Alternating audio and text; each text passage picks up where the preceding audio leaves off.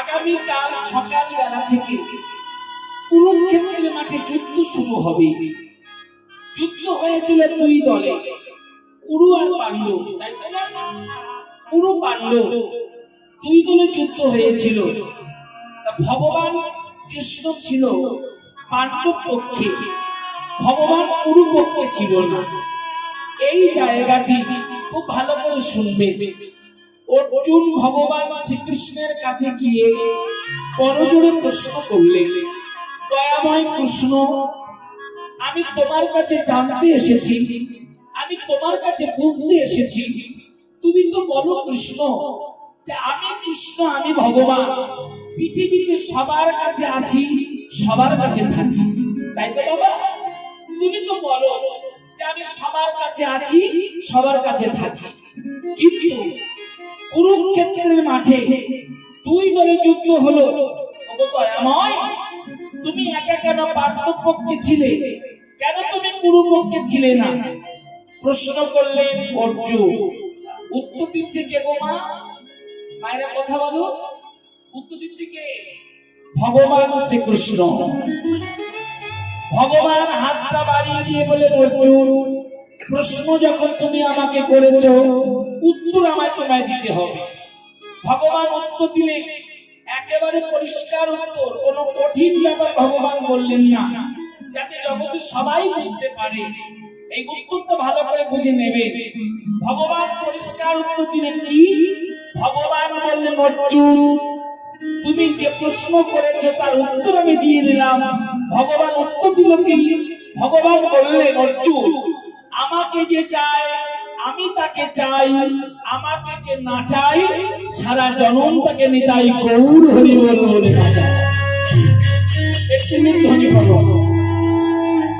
কি বাবা? একেবারে পরিষ্কার উত্তর ভগবান দিয়ে দিল। দেখেছে?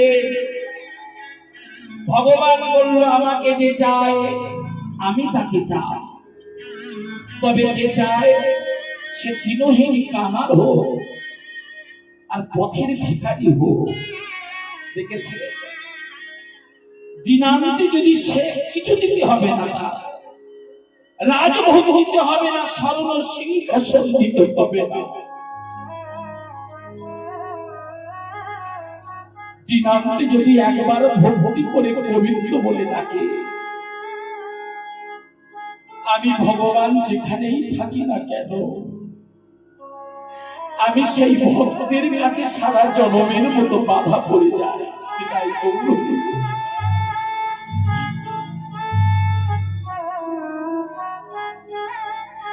দেখেছে মা? ভগবান ভক্তের কাছে দই রসগোল্লা চায়। ভগবান পরিষ্কার করে বলল, যার দেবার মতো কিছু নাই সে আমাকে কি এক ফোঁটা জল দিতে পারবে না? যে জলটা সংসারের জন্য কত দিয়েছে, স্বামীর জন্য দিয়েছে, ছেলে মেয়ে ভাই বন্ধুর জন্য দিয়েছ বাবা, কিন্তু পরিণামে পেয়েছ কি?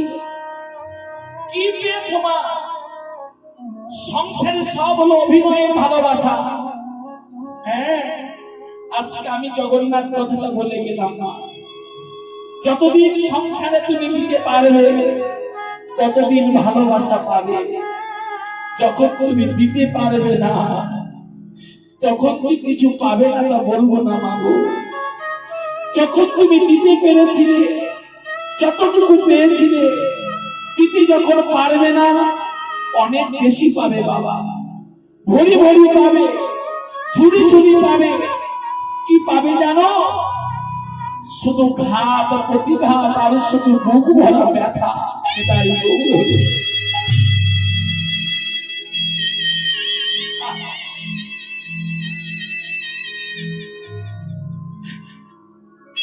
সারা জনম যে সংসারটাকে ভালোবেসেছ,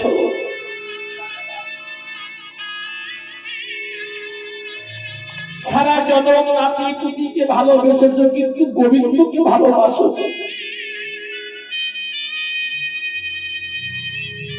সময় যখন ছিল তখন গোবিন্দকে ডাকনি, অসময়ে গোবিন্দকে ডাকছো জ্বালায় করে। যখন তোমার দেহের ইন্দ্রিয়গুলো সচেতন ছিল, কোনদিন তোমার হাতটা গোবিন্দ চরণে যায়। যতদিন তোমার নয়ন ছিল ততদিন নয়নটা কোনদিন কৃষ্ণ বলে কাঁদেনি। যতদিন তোমার বাগ দেবতা রসনা জিহ্বা একটা বারে তো কোনদিন কৃষ্ণ বলে ডাকুনি, কোনদিন গোবিন্দ বলে ডাকুনি। এখন তুমি সবকিছু হারিয়ে ফেলেছ, যেটা মানুষের জন্মে ঘটে। গোমা বৃদ্ধ বাবা হাঁটতে চলতে পারে না, ঘর থেকে নাতিপুতি বাইরে বের করে দিয়েছে, খপ খপ করে কাশে। কনকনে ঠান্ডা পৌষ মাস, ঘর থেকে নাতিপুতিরা বার করে দিয়েছে, আর মনে হয় বেশি দিন বাঁচবে না। বারান্দার এক কোণে তক্তাপোষের উপরে বুড়োটা বসে বসে কাঁদছে, সন্ধ্যা আগত সময়। জগতের মানুষ তার মা সন্ধ্যা প্রদীপ দেখাচ্ছে, বুড়োটা খপ খপ করে কাঁদছে। যে নাতির জন্য মিষ্টির দোকানে গিয়ে ভালো মিষ্টি কিনে এনে বাজার থেকে সেই নাতির মুখে তুলে দিয়েছিল, কোনদিন ভুল করে তোমার ঘরের সিংহাসনে যে গোবিন্দ আছে গোবিন্দকে তুলে দাও। তাই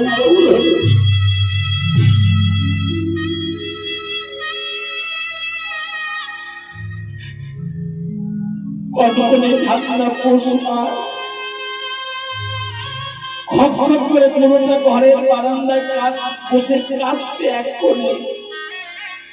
যে নাতির মতনে ভালো মিষ্টি কিনে এনে তুলে দিয়েছিলে, সন্ধ্যাবেলায় সেই নাতি তোমার অমঙ্গল কামনা করছে। ভগবান, পুরোটা খপ খপ করে কাশছে, ভগবান পুরোটা কি মরতে পারে না? তাই গৌর হরি বাবা মিষ্টির দোকানে গিয়ে ভালো মিষ্টি কিনে এনে যদি গোবিন্দের বদনে তুলে দিতে, আজ তোমার পরিণামে এই ব্যথাগুলো পেতে হতো না, আজ তোমার এই আঘাতগুলো পেতে হতো না। জগতে কেউ কারো সব অভিনয়ের ভালোবাসা যতদিন দিতে পারবে ততদিন ভালোবাসা পাবে, যখন দিতে পারবে না ভরি ভরি পাবে, ঝুড়ি ঝুড়ি পাবে, শুধু ঘাট প্রতিঘাট আর বুক ভরা ব্যথা।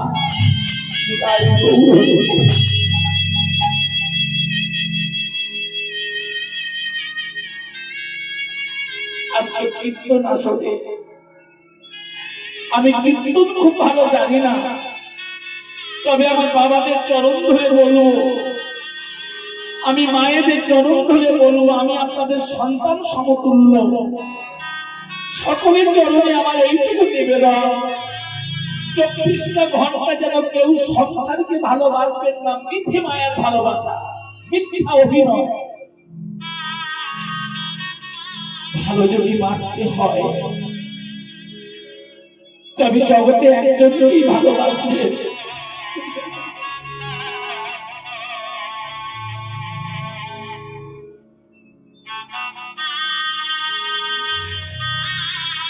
যিনি ইহকালের বন্ধু,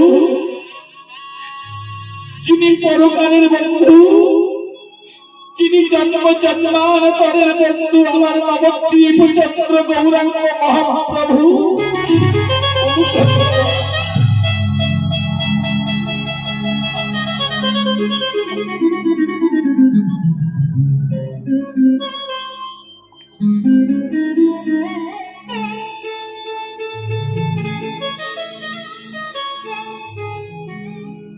গোবিন্দর মতো ভালো জগতে যে কেউ বাসে না গো মা।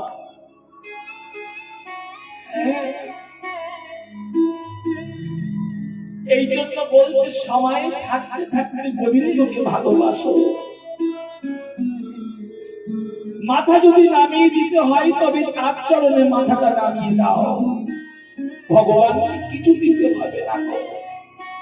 ভগবান তোমার কাছে রাজভোগ চায় না, ওই রসগোল্লা চায় না, শুধু ভক্তি করে দিন অন্তে একবার তাকে দেখো। তাই গৌর এই তো জায়গাটা আপনারা বুঝে নিয়েছে। এই জন্য ভগবান বলেছে আমাকে যে চায় আমি তাকে চাই, আমাকে যে না চাই আমি সারা জনম তাকে না চাইতেই থাকি। জানেন অহংকারটা ত্যাগ করে দিয়েছিল কে? আপনারা জানেন না, আমি বলবো না, অবশ্যই আপনারা শুনেছেন, তথাপি আমি বলছি। অহংকারটা ত্যাগ করে দিয়েছিল যুধিষ্ঠির মহারাজ। কখন ত্যাগ করে দিয়েছিল? যুধিষ্ঠির বুঝতে পেরেছিল কাল সকালবেলা থেকে যুদ্ধ শুরু হবে। মাথাটা কোথায় গিয়ে নামিয়েছিল জানেন? আগামীকাল সকালবেলা থেকে যুদ্ধ শুরু হবে। আগের দিন সন্ধ্যাবেলায় যুধিষ্ঠির মহারাজ চলে গিয়েছে জেঠিমার বাড়িতে। জেঠিমার নাম হলো গান্ধারী। সময়টা লক্ষ্য করুন না, গিয়েছে